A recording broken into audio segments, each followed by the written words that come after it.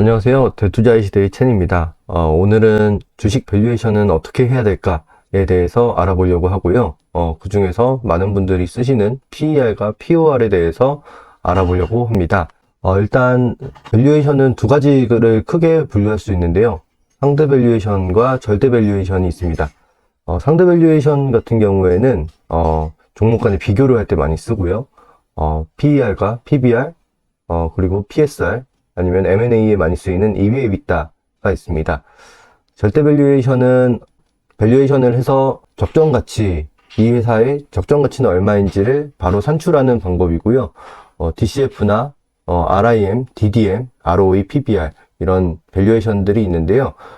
이 밸류에이션은 나중에 알아보는 걸로 하고요. 나름 좀 어렵습니다. 그래서 다음에 알아보고 오늘은 PER만 알아보겠습니다. PER 같은 경우에는 주가를 EPS로 나눈 것입니다. 시가총액을 지배주주 순이익으로 나눈 건데요. 보통 단기 순이익보다 지배주주 순이익이 비슷한 회사가 있고 적은 회사가 있습니다. POR 같은 경우에는 시가총액을 영업이익으로 나눈 건데요. 보통은 영업이익에서 그런 인터레스트나 아니면은 텍스를 제거를 한 값이 지배주주 순이익이 나오기 때문에 영업이익이 지배주주 순이익보다 더 크게 됩니다. 분모가 POR이 더 크기 때문에 POR이 더 작게 되는 거고요. PER이 POR보다 당연히 클 수밖에 없습니다. 그래서 POR 같은 경우에는 최근에 좀 많은 분들이 얘기를 하는데 사실 POR이 더 작아서 3.5배다, POR이 3배다. 그래서 좀 더 저렴한 거 아니냐 이런 식의 논리에 좀 많이 사용을 하시는 것 같습니다. 근본적으로는 퍼나 POR이나 비슷한 개념이기 때문에 오늘은 같게 생각해서 보겠습니다. 한번 좀 질문을 드리려고 하는데요. A 회사 같은 경우에는 순이익이 100억 원이고 퍼가 10배를 받고 있으니까 시가총액이 1000억 원인 회사가 있고, B 회사 같은 경우에는 순이익이 100억 원이고 퍼가 20배고 시가총액이 2000억인 회사가 있는데, 여러분이라면 어떤 기업에 투자를 하실 건가요? 당연히 A 회사가 퍼가 10배니까 더 싼 거 아니에요 라고 생각을 해서 A 회사를 투자를 결정하려는 분들이 많을 겁니다. 하지만 한번 볼까요? A 회사가 다 똑같은데 매년 10%씩 성장하는 회사고, B 회사 같은 경우에는 퍼가 20배이긴 하지만 매년 30%씩 성장을 하는 회사입니다. 이 회사가 그렇게 성장의 다르면 어떤 식으로 갈지 한번 볼까요? 둘 다 2025년에는 100억 원의 이익이 발생을 하는데 10년 뒤인 2034년에는 A 회사는 236억 원의 당기순이익을 기록을 하게 되고, B 회사 같은 경우에는 1060억 원의 당기순이익을 기록을 하게 됩니다. 이 복리의 마법 때문인데요. 성장을 30%씩 하면은 10배가 오를 수 있다는 거기 때문에 B 회사가 나중에는 엄청나게 큰 회사가 돼버립니다. 보시면 A 회사는 10년간 누적해서 이익을 한 1600억 원 정도 냈는데 시총이 1000억 정도를 지금 받고 있는 거고요. B 회사 같은 경우에는 10년간 누적 이익이 4000억이 넘습니다. 시총이 2000억이 넘는 거고요.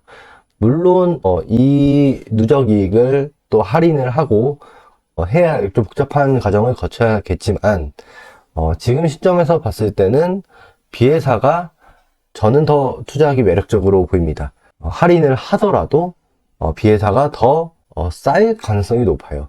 그래서 보통 사람은 A 회사가 더 쌀 거라고 생각하지만 B 회사가 쌀 가능성이 더 높고 더 매력적인 가능성이 높아서 주가가 더 오를 가능성이 높다고 볼 수 있는 겁니다. 그래서 단순히 이제 PER로만 PER이 4배다, 5배다 이렇게 비교하기는 좀 어렵습니다. 현대차가 퍼 4배여도 주가가 잘 못 오르는 이유를 보면 아실 수 있죠. 그럼 PER, POR 같은 경우는 언제 쓰느냐를 좀 따져볼 수 있는데 굉장히 좀 조건을 딱 까다롭게 해야 됩니다. 퍼를 쓸 때는 동일 업종이고 고객이랑 경쟁력이나 해자나 이런 여러 가지 등이 비슷할수록 사용이 가능해요. 예를 들면 화장품 브랜드사 중에서도 미국에 진출하여 잘 되는 회사 끼리의 비교, 이 정도의 좀 디테일한 비슷한 게 있는 회사들끼리 비교를 해야 됩니다.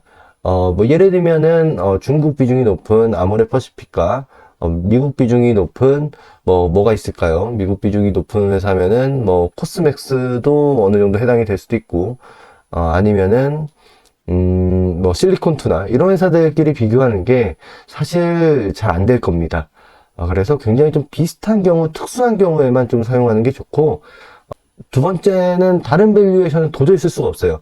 뭐 그런 밸류에이션 모를 수도 있고, 아니면 그런 밸류에이션 쓰기에는 여러 가지 그런 데이터가 필요한데 데이터가 없을 수도 있고, 그런 경우에는 PER을 어쩔 수 없이 써야 될 때가 있습니다.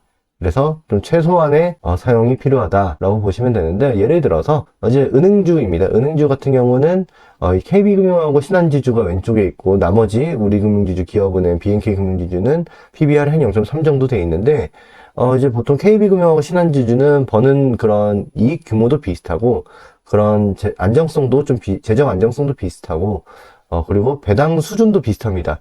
이런 기업은 이제 KB금융이 갑자기 주가가 오르면 신한지주도 같이 올라야 되고, KB금융이 주가가 좀 내려가면 신한지주도 같이 내려가는 게 맞게 됩니다.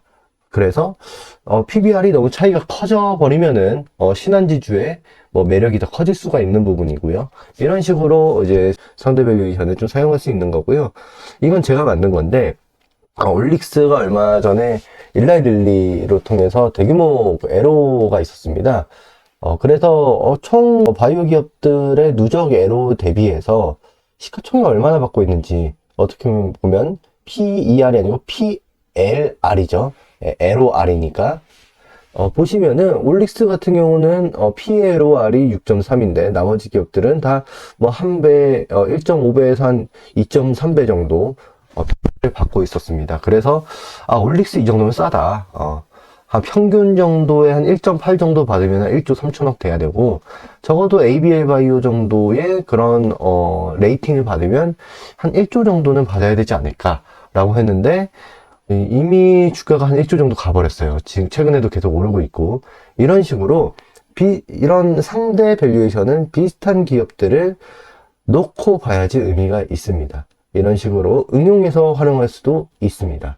결론적으로는 단순히 퍼로만 사용해서는 안 됩니다. 퍼 3배, 4배, HBM 같은 경우는 0.8배도 봤어요. 상대 밸류에이션은 절대 밸류에이션이 아닙니다. 어떤 밸류에이션을 했더니 5만 원이 적절해, 이게 아닙니다. 그냥 종목 간에 차이가 크니까 사야겠다, 이런 식으로 판단을 해야 되고요. PER, POR은 조건이 많이 붙습니다. 퍼가 싸다고 생각했는데 갑자기 그 퍼가 나중에 바뀌어버리는 수도 있어요. 잘못 쓰면 좀 낭패이고요. 더 복잡한 밸류에이션이 가능하면 그 밸류에이션을 하는 게 맞다고 생각을 합니다. 오늘은 PER과 POR에 대해서 말씀을 드렸는데요. 다음에는 주식시장의 가장 중요한 요소인 성장에 대해서 말씀을 드리겠습니다.